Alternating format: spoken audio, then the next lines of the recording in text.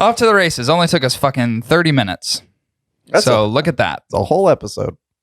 It's a whole episode of wasted fucking time. Could you imagine an episode of just nothing but troubleshooting audio? But it was all recorded? Remember that one time I called you and I was like, hey, remember the episode we just recorded? We got to do it all again. Yeah, I was like, it's literally gone. I feel like it was it a half a day later when you told me that? It was like that evening? Yeah, it was that evening. Yeah, because we ended up doing it at night. Yeah. Oh, yeah. Yeah, no, we did it at night. And we're like, so we got to record We originally did it in the morning and had to do it again at night. And I just remember like, there was so much good shit on that episode. So much good meat. It's terrible because you can never replicate what you did before. No. Like the whole idea of doing this is to be natural and organic and very fluid. And then you start trying to think about, okay, well, what did we talk about before and how do I replicate that? And you just can't. It's just impossible. Then it feels too scripted. Seems very disingenuous, seems scripted. It's not as fun. Yeah. Yeah, that was very frustrating. I've had many frustrating moments in either recording or producing, and I guess this is the time we come clean, right? Yeah. I guess this is an announcement that I just want all of you to know that all of our sponsorship recordings were all scripted. Yeah. Which means we weren't being genuine. Yeah. We were literally just reading it right off of a prompt. Every single word and inflection. Like in the scripts we get, we're so dum-dums. You know, we're dummies. Yeah. That they had to say this word with a certain inflection of happiness. Yeah. As if we would be incapable of doing Elevate your voice. Yes. Mm-hmm. Act as though there's an exclamation here. Exclaim it. Ah! Pause for 2 seconds in between sentences because y'all sound like a bunch of fucking humpity rabbits trying to speak as quickly as you can. Yeah, I usually do that. I speak really fast. I do too. I think I do it when explaining something because I get irritated with the idea of having to explain something that I know is going to take a while. Yeah. Therefore, I rush through it because at the end of the day, I know if I explain it to you, you're not going to fucking appreciate it or get it anyway. Yeah. So I just rush through it. Yeah, I did that today. I had to conduct a 30-minute training today for work and kind of did the same thing. Yeah. I was like, we're going to fire through this. Yeah. Yeah. I was thinking about like if you're interfacing with someone in terms of like sponsorship. Yeah. Typically, especially for podcasts, ad creation is done by the person that is the sponsor, not the sponsee. Correct. However, in the cigar industry, there's no real forethought into the podcast world. There's no marketers or copywriters. There's none. Does not exist. Zero. So they go, well, why don't you just create something? You're the creative folks. And then I go, all right, but you understand what that means. Creative if you are not giving me any bullet points, if you're giving me no guidelines, you're giving me no copy, I am going to take it into my own hands and create that for you. So if there's certain things that you want to cover or certain guidelines you want to have, you have an opportunity to divulge what those are. Otherwise, I consider it fair game. Yeah. There's been a few times in the pitch rooms and those board meetings with the higher ups at some of these large cigar brands where we stroll into that conference room and they're like, okay, we want to do business. Come at us with some creative ideas. We want to work with you. Come at us with some creative ideas of how you can help promote our bands. We pay you and you come up with creative concepts. We're like, listen, you got some big cigars. What if we treat your cigar like it's a big dick and suck on it? Listen, sex sells. And then they're like, we're already paying all those women to do it. No, I get that. But imagine a dude sucking a dick. Who's doing that in the cigar industry? No one. Yeah. Now, granted, we were all turned down. We lost the deal. We lost any sort of future but deals, unfortunately. You give us creative liberties, and we're going to run with it. You know? Yeah. I really do kind of caution say, be careful what you wish for. That's the thing is like I think people just see it as like, oh, you have a podcast. Oh, you have this huge, you have a sizable following. And then they don't actually listen to the podcast. And I go, you should probably listen to a few episodes before you decide you want to engage with us. It gets better too.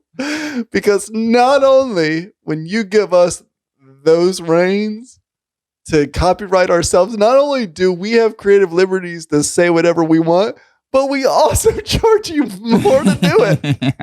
Yeah. You pay more money for us to do that shit. That is true. Pretty funny. It is funny.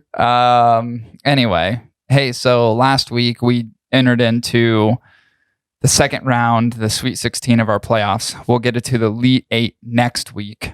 This week we're doing a review, but we covered last week, I think it was positions 2 through 15 or 16 in Cigar Aficionado's top 25. Yeah. We were talking a little bit about the predictability of those top 10 picks. It was the top 10 minus number 1. So it was 2 through 10. And the predictability around those. Well, they've released the rest of them. So they've released 11 through 25. And then, of course, the number 1, right? Mm-hmm. So I wanted to take some time to go through these and get your opinion on them. I have my opinions, of course. At number 25 for Cigar Aficionado is the Alec Bradley Kintsugi. Yeah, you go Kintsugi. And so here's the thing. This is a weird one for me. It's not a weird one for me. I'm actually really pleased to see this in the top 25 because this is my favorite Alec Bradley cigar. So I actually just bought one last week. And smoked it, and then I bought the previous week, and then bought another one last week. I've had this cigar like 4 or 5 times, and I really like it. It's my favorite Alec Bradley cigar. So it's really cool to see the Kintsugi in the top 25, inching in, literally 1 away from position 26, which probably doesn't even exist. So that gets top 25 at number 25, which I think is pretty cool. Do you think they notify the 26th position person? You were so close. You're so close. We just want to let you know you're real close. Be funny. 24, one of my all-time favorite blends, EP Korea La Historia. This is the E3. This is like I believe this is the one that's a 6 7/8 by 40 something. I can't remember. I guess we can click into it and explore the Vitola. It's a good Vitola. It's a long kind of skinny donger. 6 7/8 by 54. So it's thicker than the Snickers. Yeah. I mean, I've always had a love affair with EP Korea La Historia. It is my number 2 favorite cigar, so it's cool to see that back in the top 25 and reaches spot at number 24. Then you have the Ashton Heritage at 23. Surprise, surprise. You had to see an Ashton in here somewhere, which you really technically did in the top 10 with the San Cristobal. But Ashton branded Heritage top 20 or in number 23 position. Not surprised there. Then you have the Raymond Alones by AJ Fernandez Torpedo. Not surprised to see this in here, but to me, I thought these cigars were very so-so. I never looked at the Raymond Alones cigar, especially this. Like, it's in our local humidor, and I always pass over it. I've had it before, but I think it's fairly nondescript. So, not surprised to see that in there at 22. I am surprised to see Padilla 88 Anniversary Robusto, just because Padilla is not the most popular brand on the market. But certainly if Cigar Aficionado recognizes them, puts them in the top 25. I think that's probably good for that organization. I have not had that cigar, so I can't really reflect on it too much. What type of money did they fall into to jump into this list? Like, please just get us somewhere in the top 25. And then at 20, you have the La Flor Dominicana LFD Airbender Chisel, which Airbender is pretty solid. I actually have this same exact cigar in my humidor right now. Yeah. I love the Airbender, and I love that Chisel Vitola. Is really cool. I'm glad to see an LFD on there that isn't the something that you the would bowl or the or whatever, like Lennox. The Lennox is definitely in one been here. On there, yeah. So yeah, it's cool to see the Airbender. And then at number 19, you have the St. Louis Rey Carneas Toro. I've never had this cigar. I've never actually even had one of their cigars, period. Just not interested. And then you have the Raymond Alones Gigantes at the number 18 spot. This is also a cigar I've not had. They've had 2 on the list? There's 2 in there. The cojones of Ramon Alones in this list to fucking have 2 of their cigars in the top 25. They're like, we're going out. The funny thing is like 18 and 23.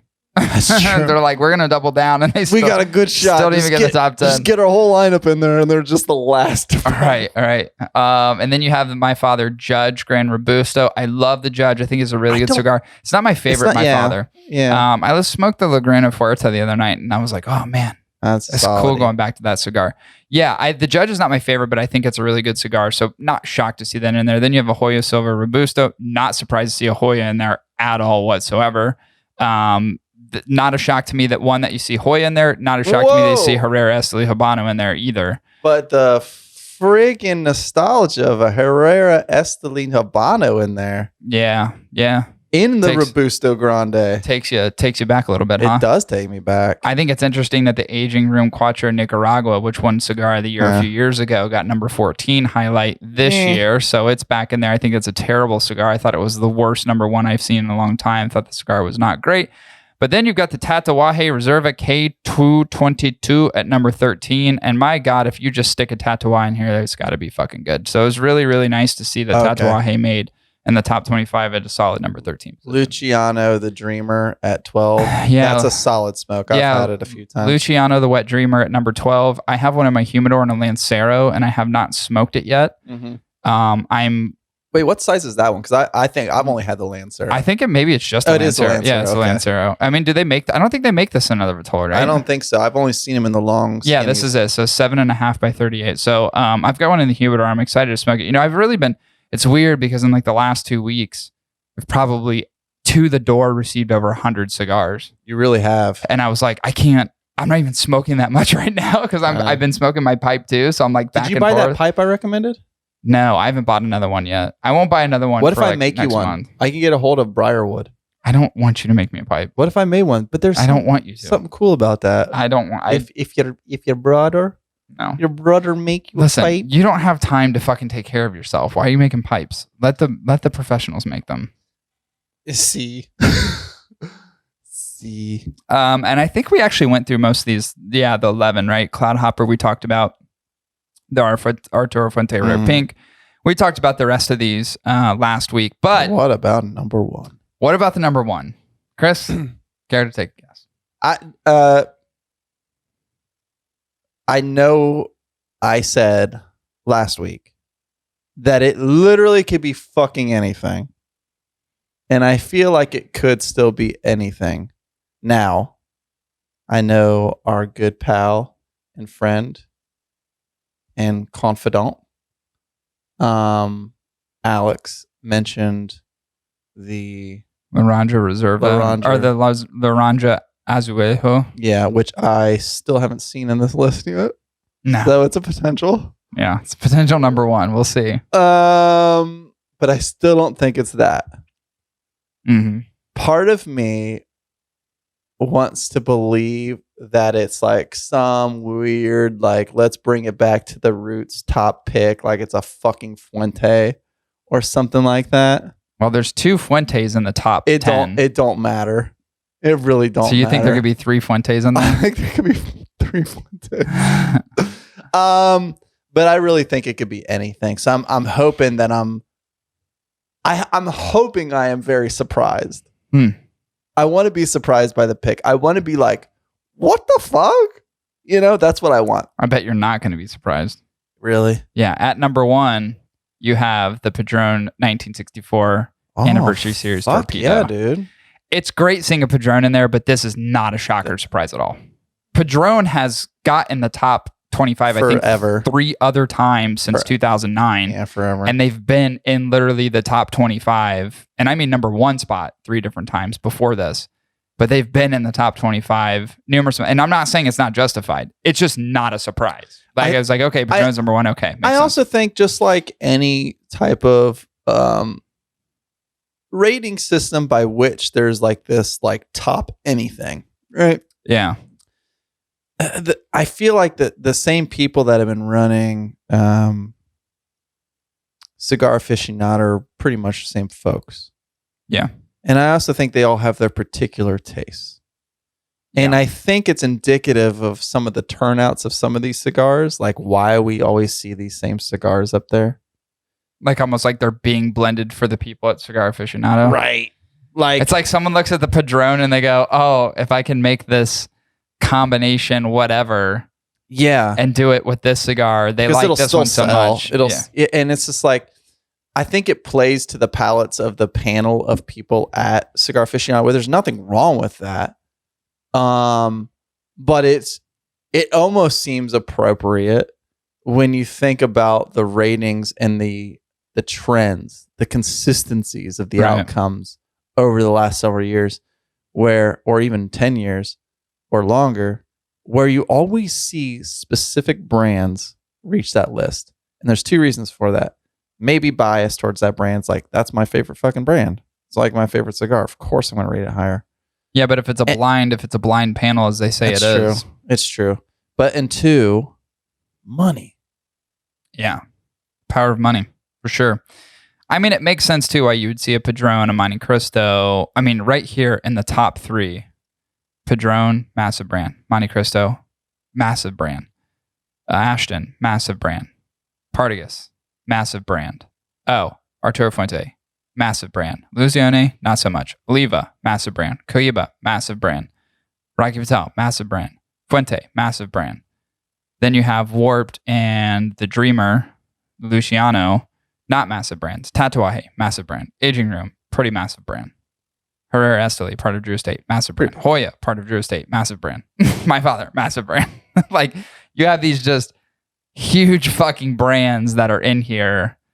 And I think there is a submittal process anyway, where they actually have to pay money to submit. For sure. I mean, any competition does, even in my industries. If you want to show off your work, you got to pay to even show it off. Right.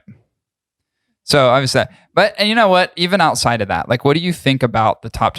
To me, this is probably one of the weakest years I've seen in a long time, and partially the most predictable. It tells me one thing: it's getting stale.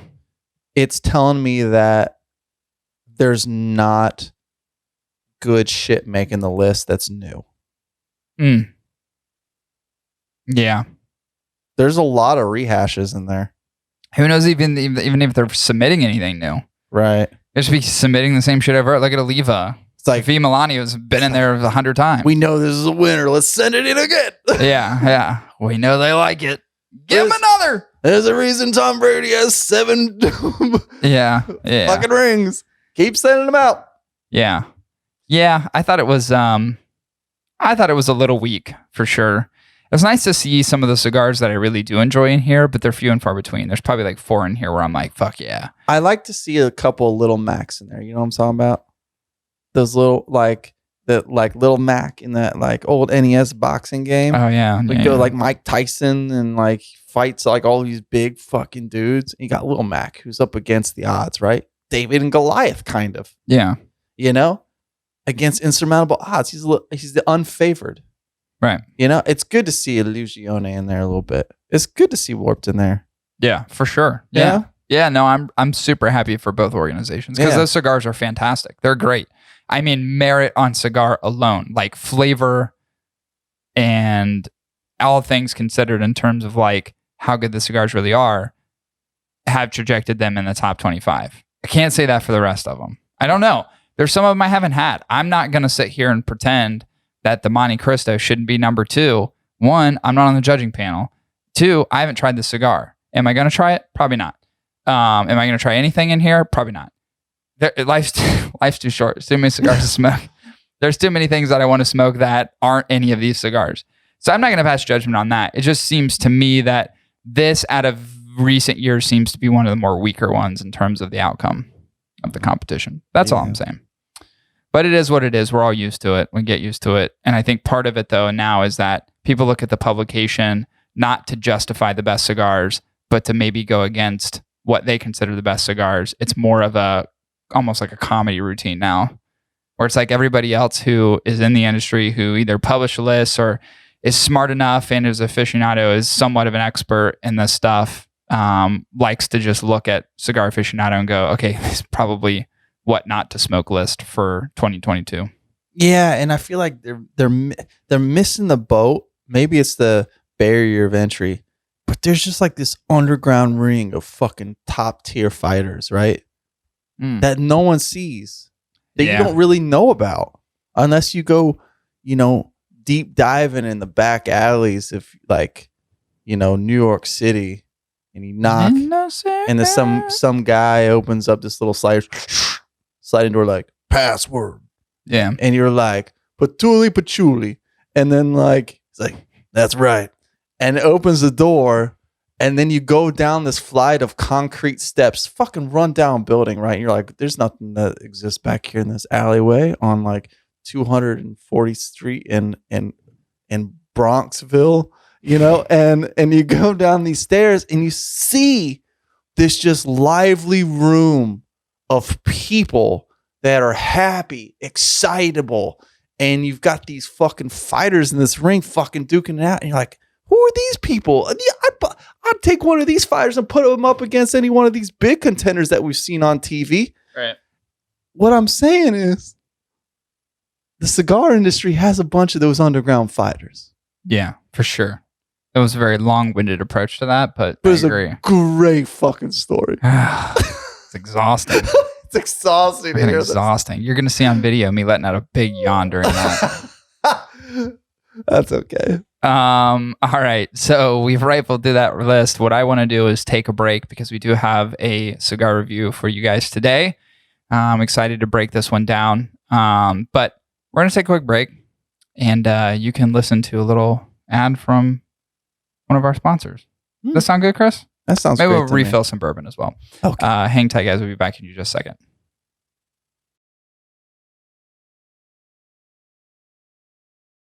You know, I'm getting to the point now, my age, my health, the fact that, you know, I've gotten all this social anxiety that I don't even want to leave my house anymore.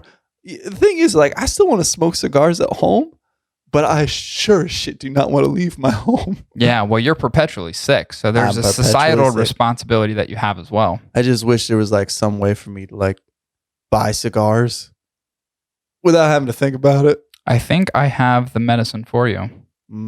My cigar pack.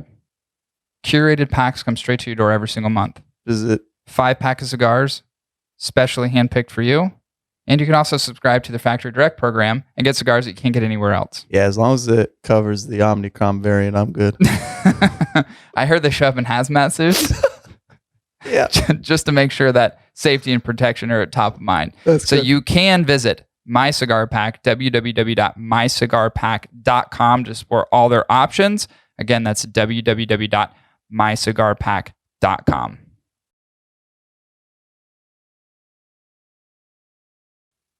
All right, and we're back. Here we go.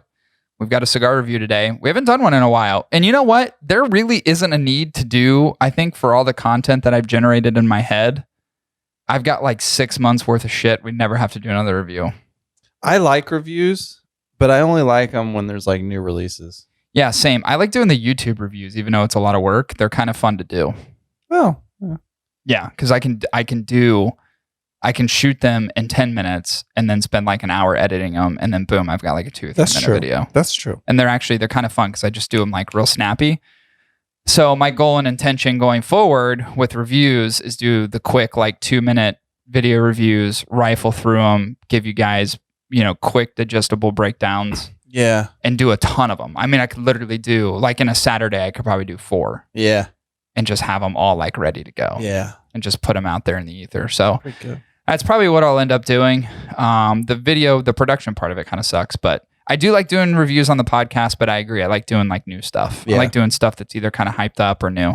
Not going to go back into the archives and just like pull some shit out of our ass and be like, hey, who wants to listen to a review on the fucking Monte Cristo Epicure? It would like have to be requested. You know what I'm saying? Like, yeah, because it's like reviewing a cigar that's been reviewed 100 times or more at this point. People go, who cares? It's like, do you need another perspective on it? Nah, everyone's like, who gives a shit?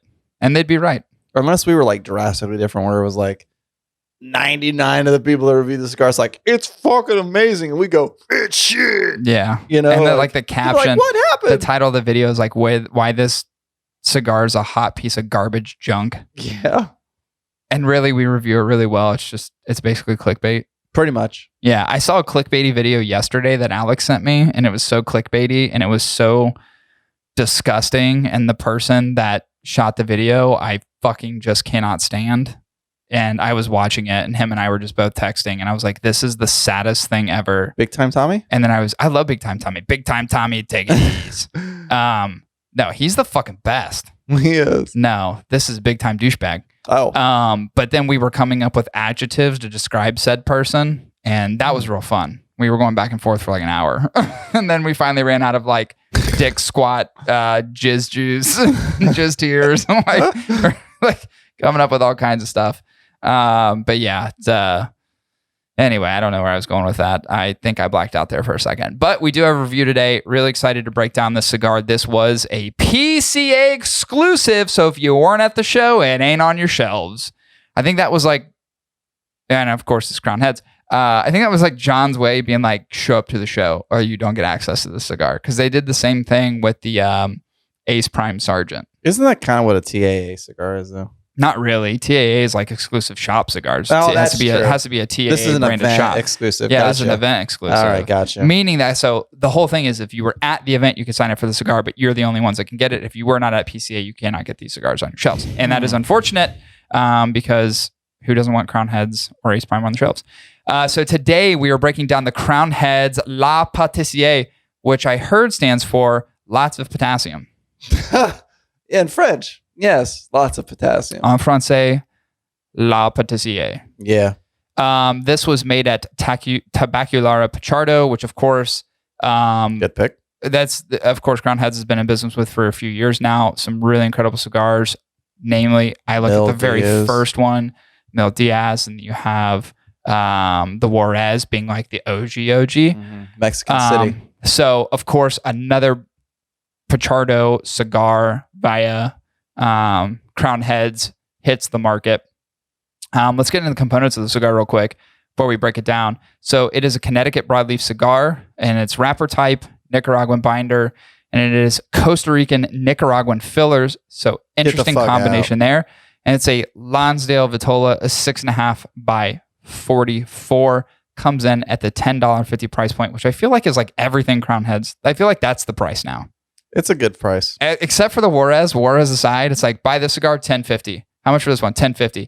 Well, what's the Robusto size of this one? $10.50. Well, then what's the Toro Gordo size of that? $10.50. Well, what's the Corona? $10.50.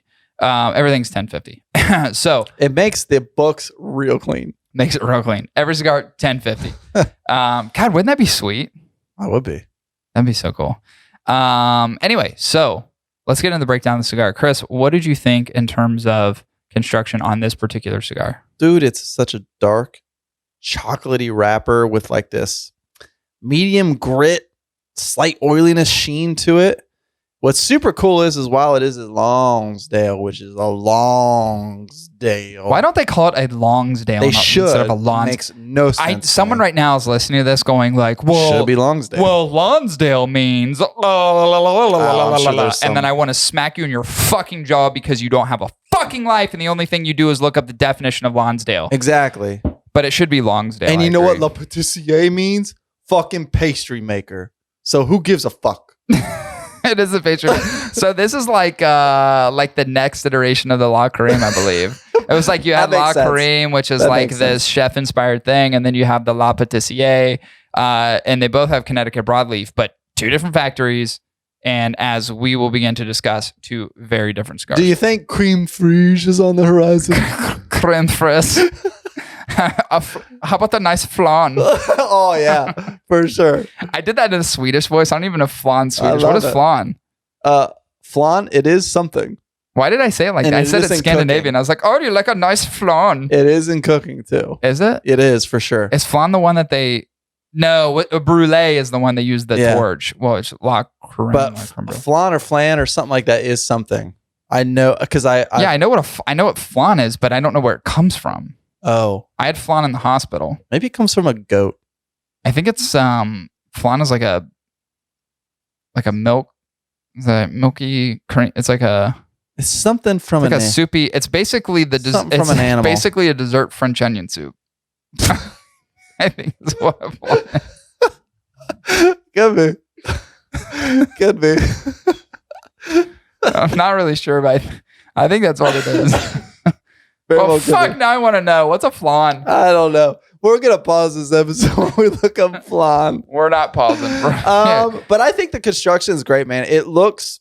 and by the way, it comes with this, like... It is flan. Yeah, it's like, God, it's the French onion soup of desserts. Yep. It's cream cheese, sweetened condensed milk, evaporated milk, eggs. Perfect.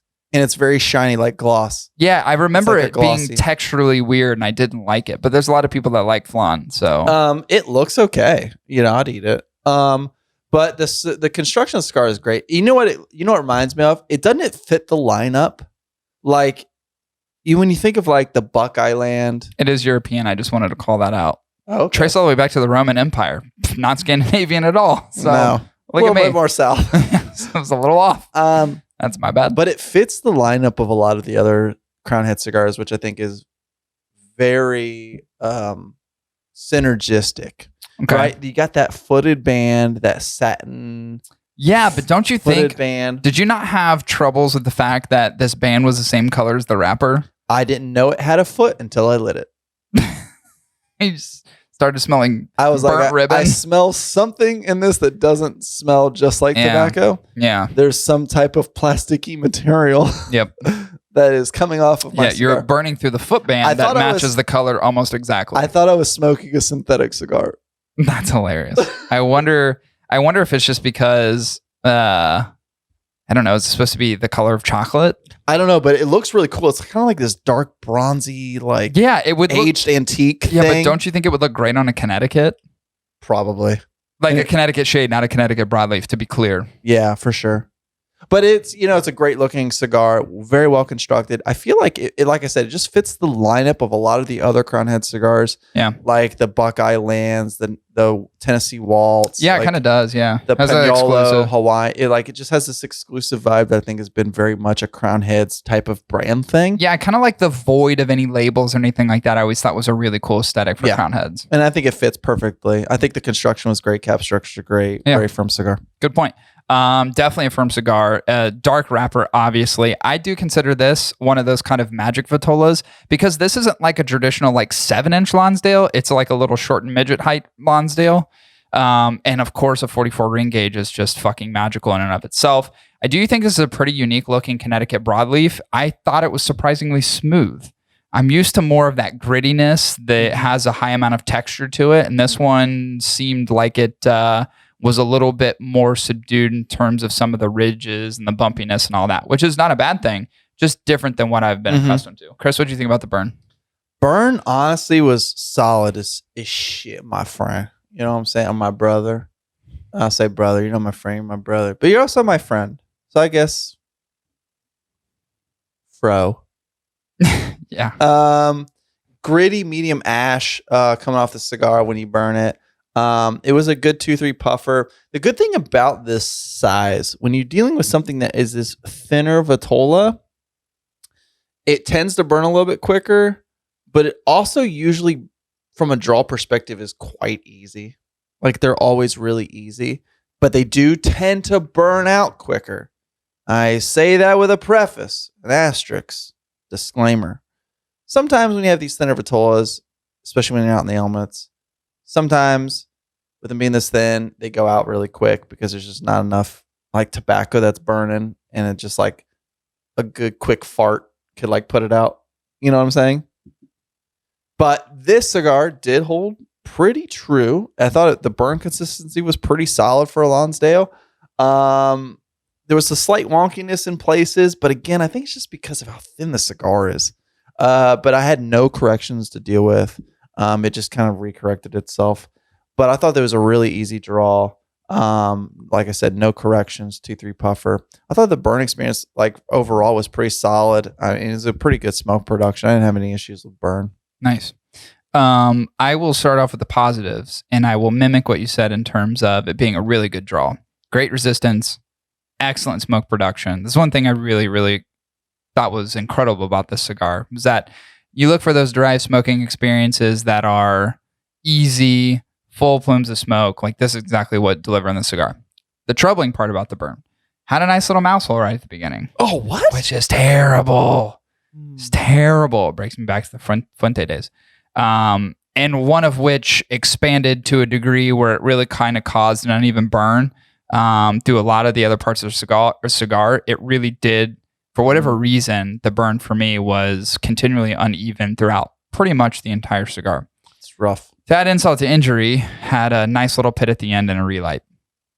So 2 real negative aspects to the burn overall. Yeah. It does suck that when you get a cigar that really draws well and there's great smoke production, that you aren't able to concentrate on the great variables of the cigar because you're tending to the negative ones. So I was a little frustrated in those 2 things as far as the burn goes. So it's not the best burn I've had. It's probably one of the worst here in, I would say, the recent few months. So just kind of a bummer because, it is a Vitola that I like. You were fucking ratatouille'd. Yeah, I was ratted out for sure. Man. But, shit happens and you move on to the next one. And we now get to move on to arguably the most important parts of flavors. Chris, what flavors did you get from this cigar? Dude. All right. So, right from the get-go, I get some sweetness and woodiness. All right. There's a good amount of medium spice that kicks in. I think it's that Nicaraguan for sure. Probably. Maybe that Connecticut Broadleaf bringing in some of that tangy sweetness as well. But this said, it was surprisingly on a very cold draw. When you first light up that cigar and you take a first initial hit, usually you're brought with a lot of spice. I think the Vitola, as well as the combination of fillers and wrapper type, brought something that was like a nice intro to the cigar, because I feel like I got some good sweetness from it, even in the very beginning, which typically is more harsh for most cigars, especially with the Nicaraguan variety. You get a little bit more harshness in the beginning.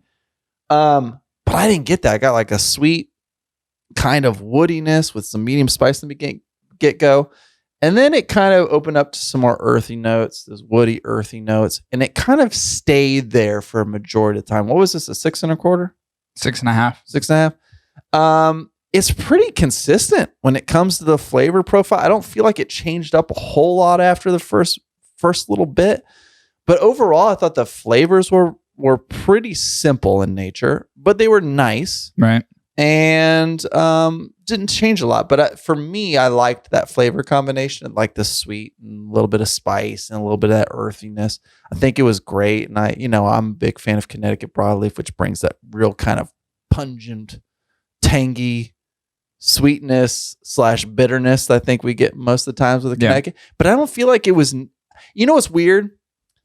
As many Connecticut Broadleaf wrappers I've had, it wasn't as Connecticut Broadleafy as other cigars. I agree with that, actually. And I don't know if it's because of the Vitola or if it was just this year's crops or this previous year's crops of Connecticut Broadleaf. What are they doing at Pichardo? Like, what happened?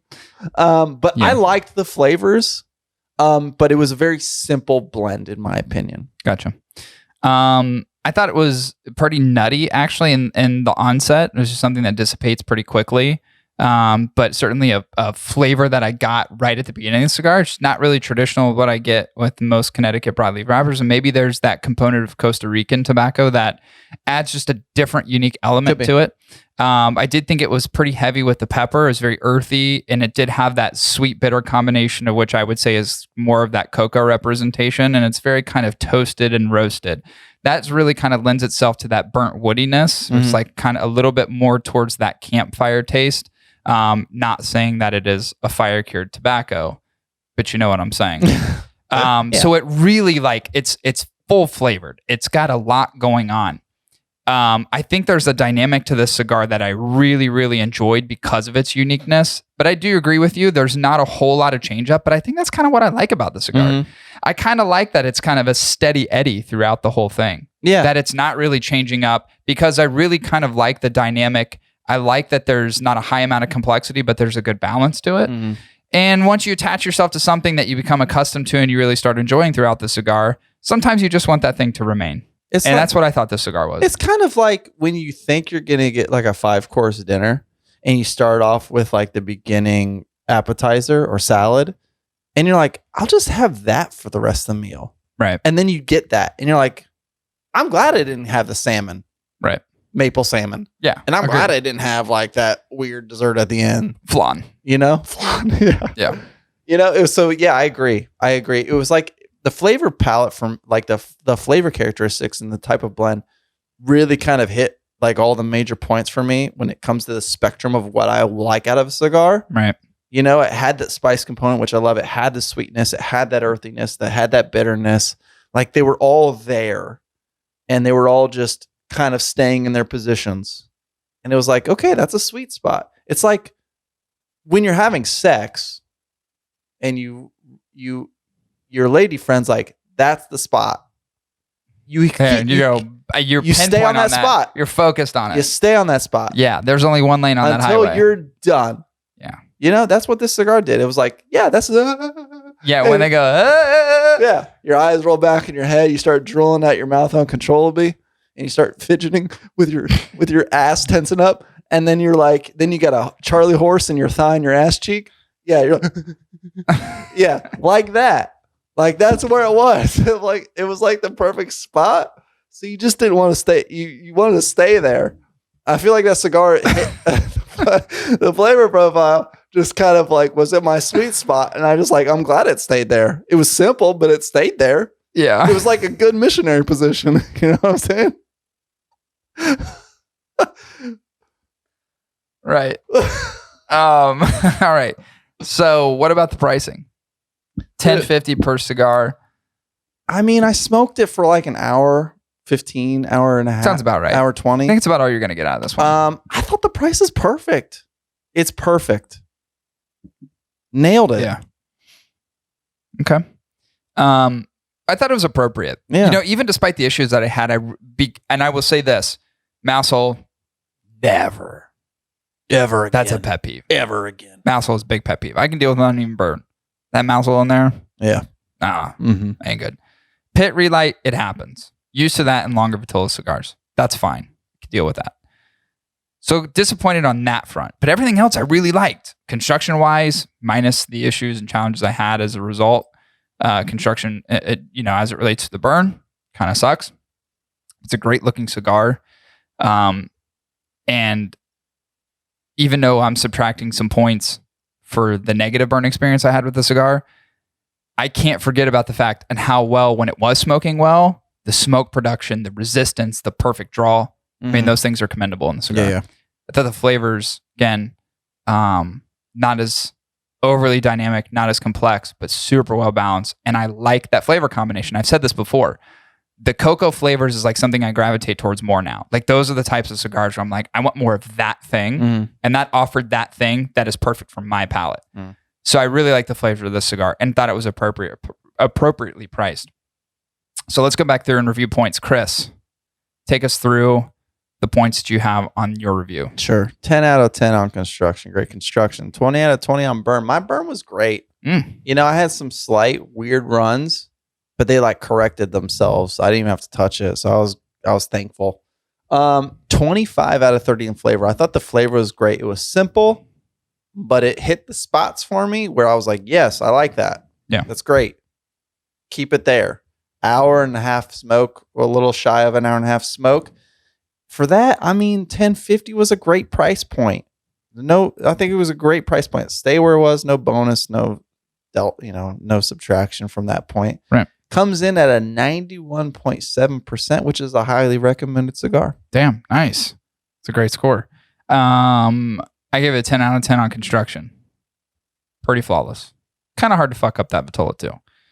I gave it only an 18 out of 20 on the burn for obvious reasons, as discussed. I did also give it a 25 out of 30 on flavors, thinking that they were pretty damn good, and gave it an adequate price point, giving it no bonus or delta, that it was appropriately priced.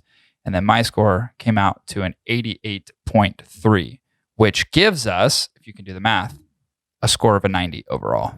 Ooh, right there. Right there on the edger, which is a highly recommended. Makes this a highly recommended cigar. I do think this is a really cool release. I also like what Crown Heads did by making this a PCA exclusive and hopefully driving some more attendance to PCA. You won't see this on shelves anyone who did not attend, but for those who were at the show, obviously have access to this cigar. And I thought that was a pretty cool thing to do.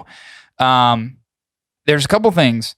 One, I really like this Vitola and I want to see this more in the Crown Heads lineup. And I would like to see it more often as an exclusive.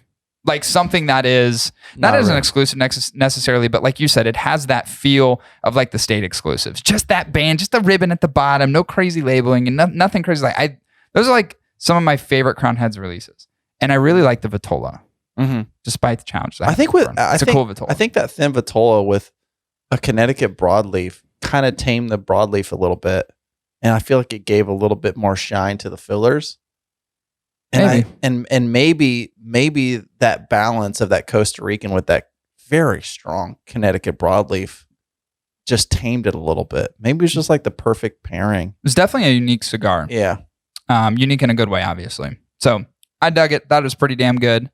Definitely going to smoke them again. I think I have 2 more left. And, this is a cigar that I will, as we've said in a recommendation, pull off the shelves. Anyone who's carrying it. Yeah. I think it's that good. I think it's that good. Yeah. All right. Let's wrap it up, shall we? We've got things to do. I've got 6 pounds of water-soaked scored chicken to cook. So, Cory didn't do it. With that being said, I didn't either. I'm not taking fucking blame for that. Check out our YouTube. I don't know why, but it's growing. So that's pretty cool. People are digging the YouTube, watching a lot of the videos now, which is fantastic. So check out our YouTube. You can subscribe. Hit the notification button. That way you can see all the videos. I think it's because TV's becoming popular. Maybe. Like it's a new thing. I do think, though, that people are liking to watch podcasts more than they did in the past. That's true. I do feel like I'm starting to see that switch. Do I look how I sound? Yeah. I asked the same of Cory. Does he look the same as he sounds? You look like gay Charles. I'll take it. I think people already know how he looks. I don't think this is a weird question. Yeah, for sure. Yeah. Even like the just straight closet podcast listeners. Yeah, because they likely follow us on Instagram. You think?